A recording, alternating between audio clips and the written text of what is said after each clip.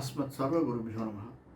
இது நமது உலகம் சேனல் நேயர்களுக்கு வேங்கடம் ராம்நாராயண் அன்பு கலந்த வணக்கங்கள். வழிபாடு அந்த தலைப்பில் நம்ம இப்போ பார்க்க போகிறது குலதெய்வ வழிபாடை எப்படி நம்ம செய்யணும். இந்த வழிபாடு அப்படிங்கிறத நம்ம எடுத்துட்டோம்னா வழிபடுதல் மெயினாக 2-3 வழிபாடுகள் இருக்குது. அதில் தெய்வ வழிபாடுகள், அந்த தெய்வ வழிபாட்டில் நம்ம எப்படி பண்ணணும், என்னென்ன வழிபாடுகள் இருக்குது.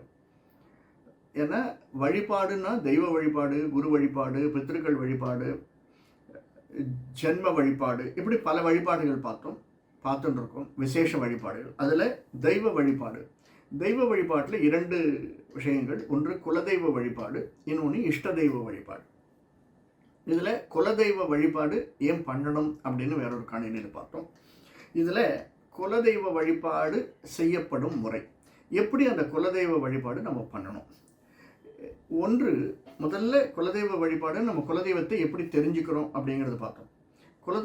குலதெய்வத்தை நாம் எப்படி தெரிந்து கொண்டோம், அந்த தெரிந்து கொண்ட குலதெய்வத்தை நாம் ஏன் குலதெய்வத்தை வழிபட வேண்டும் அப்படிங்கிறதை டீட்டெயில் பார்த்தோம். வழிபடும் முறையை இதில் பார்க்கலாம். குலதெய்வத்துக்கு வருடம் ஒரு முறை கட்டாயம் நம்ம குலதெய்வத்தை வழிபட வேண்டும். வழிபடணும் அப்படின்னா இங்கேருந்து நம்ம யாருமே முக்கால்வாசி குலதெய்வம் இருக்கிற இடத்துல நம்ம இருக்கிறது இல்லை. இப்போல்லாம் வெளியூர்லேயோ வெளிநாட்டிலையோ வெளி தேசத்துலேயோ இப்படி தான் இருக்கும்.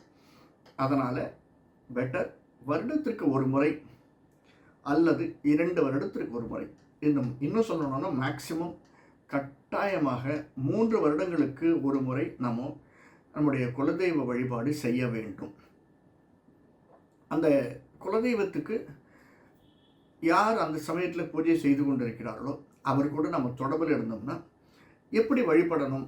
ஒன்று, நம்ம வர்றதுக்கு முன்னாடி குலதெய்வத்திற்கு அந்த அபிஷேகம் ஆராதனைகள் செய்ய வேண்டும்.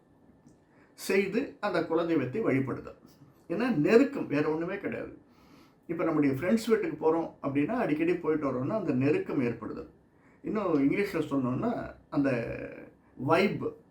வைபை நாம் தக்க வச்சுக்கிறது. ஏன்னா அந்த வைப் இருக்கிறவங்கன்னா இப்போ இன்டர்நெட் இருக்குது. இப்போ இன்டர்நெட்டுக்கு ஒரு வைஃபை இருக்குன்னா அந்த வைஃபைனுடைய வைப் எவ்வளோ தூரம் இருக்குது. சில இடத்துல 50 அடி 60 அடி இருக்கலாம். அந்த கெப்பாசிட்டியை பொறுத்து அது மாறுபடலாம். அந்த மாதிரி அந்த குலதெய்வத்தை நாம் வழிபட்டு அதனுடைய வைபை எடுத்துக்கொள்வது, அனுகிரகத்தை எடுத்துக்கொள்வது, ஆசீர்வாதத்தை எடுத்துக்கொள்வது, அதுதான் மெயின். அந்த வைபை நாம் எப்படி எடுத்துக்கிறதுனா, அந்த குலதெய்வத்திற்கு நாம் தரிசனம் செய்யும் போது கட்டாயம் முடிஞ்சும்னா இரவு அந்த இடத்துல தங்குற மாதிரி வந்தால் மிக மிக நல்லது. சில சமயங்களில் அது நடக்காது, பரவாயில்ல. இரவு தங்குற மாதிரி வரலன்னாலும் அந்த குலதெய்வ வழிபாட்டில் நாம் வழிபடும் போது காலையில் வழிபடுவது அடுத்தது மிக மிக உத்தமம். நம்ம காலங்காலத்தால் முடியாதுன்னா ஒரு 6 மணி 7 மணிக்கு வந்துட்டோம்னா அந்த அபிஷேகங்கள், திருமஞ்சனம் அல்லது அபிஷேகம், அதற்குரிய வழிமுறைகள் இருக்குது. அதுக்கு அடுத்தது அந்த அலங்காரம் செய்து ஆராதனைகள் செய்து வழிபட்டு அர்ச்சனையோடு முடிப்பதுன்னா தெய்வத்திற்கு அர்ச்சனை. அதற்கு பிறகு அங்கு விநியோகம் என்று சொல்வார்கள். நம்மளால் இயன்ற அளவுக்கு நாம் பகிர்ந்து உண்ணுதல் அப்படிங்கிறது தான். அங்கு இருப்பவர்களுக்கு வழங்கி நாமும் அதை உண்டு தெய்வ பிரசாதத்தை அடுத்தவர்களுக்கும் அளித்து நாமும் உண்டு வழிபட்டு அந்த சங்கரத்தை பூர்த்தி செய்வது. இதுதான் முதல் ஸ்டெப். அடுத்தது அந்த வழிபடும் போது என்னென்னலாம் பண்ணணும். நம்ம வந்தோம்னா மினிமம் ஒரு 3 to 4 hours அந்த இடத்துல மினிமம் இருக்கணும். ஏன்னா அபிஷேகம் இல்லை திருமஞ்சனம் பண்ணணும்னா 1 hour 1.5 hour 2 hours ஆகிடும். அடுத்தது ஆராதனை, அர்ச்சனை, அடுத்தது விநியோகம், இப்படி அடுத்து ஒரு 2 hours ஆகிடும். ஏன்னா நம்ம நாட்டில் எவ்வளோ இடத்துக்கு போகிறோம். ஒரு ஏர்போர்ட்டில் இன்னொரு ஏர்போர்ட் போகிறோன்னா 5 மணி நேரம் 6 மணி நேரம் தவம் கிடக்க வேண்டியதாக இருக்குது. அதிலெல்லாம் தேவையில்லாத இடங்கள். ஒரு ரயில்வேக்கு டிக்கெட் வாங்கணும் முதல்லலாம் அப்படின்னா இப்போது ஆன்லைனில் வந்துருக்கு. டிக்கெட் வாங்கணுன்னா கூட கிட்டத்தட்ட ஒரு அரை மணி நேரம் 1 மணி நேரம் க்யூவில் நிற்க வேண்டிய ஒரு சூழ்நிலை எல்லா இடத்துலையும் இருக்குது. இன்றைக்கும் நம்ம சில இடங்களில் அந்த மாதிரி நம்ம பார்க்குறோம். சினிமா தியேட்டர் போனோம்னா எவ்வளோதான் நிற்கிறோம் அங்கே. இப்படிப்பட்ட சூழ்நிலைகள் நாம் அந்த குலதெய்வ வழிபாட்டின் போது 4 மணி நேரம் 5 மணி நேரம் இருப்பது என்பது மிக மிக நல்லது.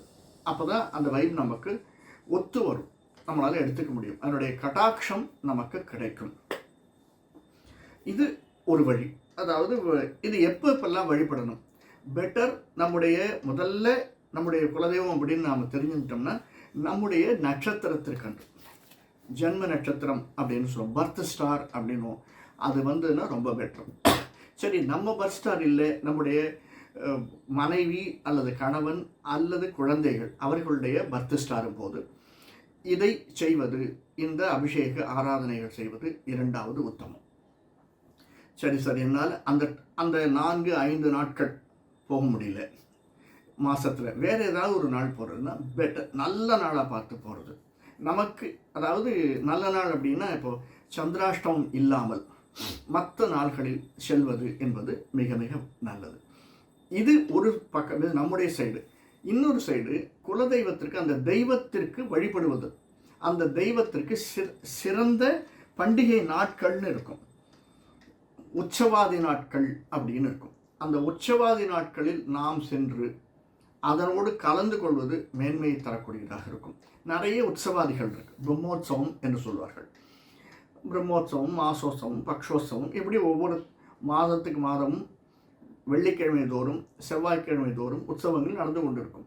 அந்த உற்சவத்தில் நாம் இப்போ பிரம்மோற்சவம்னா 10 நாள் நடக்கும்னு வச்சுக்கோங்களேன். அதில் நம்ம பங்கெடுத்துக்கலாம். ஒரு நாள் நம்முடைய உபயம் ஒரு 10,000 ரூபா 20,000 ரூபா அந்த உபயத்தில் கலந்து கொண்டு, ஏன்னா அந்த சமயத்தில் எல்லோரும் சொல்லக்கூடியவனுடைய நாமா அந்த வைப்ரேஷன் நிறைய இருக்கும். அதை போன்று அந்த உற்சவாதி நாட்களில் நாம் அதை பங்கெடுத்துக் கொள்வது அப்படிங்கிறது அடுத்த விசேஷமாக கருதக்கூடிய நாட்கள். சரி சார், அந்த மாதிரி நாட்களும் என்னால் முடியல, உற்சவாதி நாட்கள் என்னால் அங்கே போக முடியல அப்படிங்கிற போது வேறு சாதாரண நாட்கள், நமக்கு தொடர்புடைய நாட்கள். சில பேருக்கு சனிக்கிழமை ரொம்ப இன்டிமஸியாக இருக்கும். எந்த காரியம் செஞ்சாலும் நான் சனிக்கிழமை ஆரம்பித்தாலும் நல்லாயிருக்கும் சார். சில பேர் சொல்லுவாங்க, நான் எந்த காரியம் செஞ்சாலும் வியாழக்கிழமை ஆரம்பித்தோம்னா நல்லாயிருக்கும் சார். அந்த மாதிரி நாட்கள், ஏன்னா நமக்கு உகந்த நாட்களை நாம் தேர்வு பண்ணி வச்சுருக்கோம். அதாவது நமக்குன்னு ஒரு அட்ஜஸ்ட்மெண்ட், எல்லாமே ஒரு வைபில் தான் போயிட்டுருக்கு. அந்த மாதிரி நமக்கு உகந்த நாட்களில் தேர்ந்தெடுத்து செல்வது என்பது அடுத்து சிறப்பாக சொல்லக்கூடிய ஒன்று. சரி, இந்த குலதெய்வ வழிபாட்டிற்கு அடுத்தது நம்ம எப்படி வழிபடணும் அப்படின்னா, இப்போ மூதாதையர்கள் ஏதாவது ஒரு வழிமுறை வச்சுருப்பாங்க. கட்டாயமாக அதாவது பாயசம் எடுத்து செல்வது, பாயசம் கட்டாயம் அவர்களுக்கு படைப்பது, அளிப்பது, அந்த திருமஞ்சனம் முடிந்து அப்படின்னு சில பேர் வச்சுருப்பாங்க. அந்த மாதிரி நம்முடைய மூதாதையர்கள் என்ன வழி வச்சுருக்காங்க, ஒவ்வொருத்தரும் ஒவ்வொன்று இருக்கும்.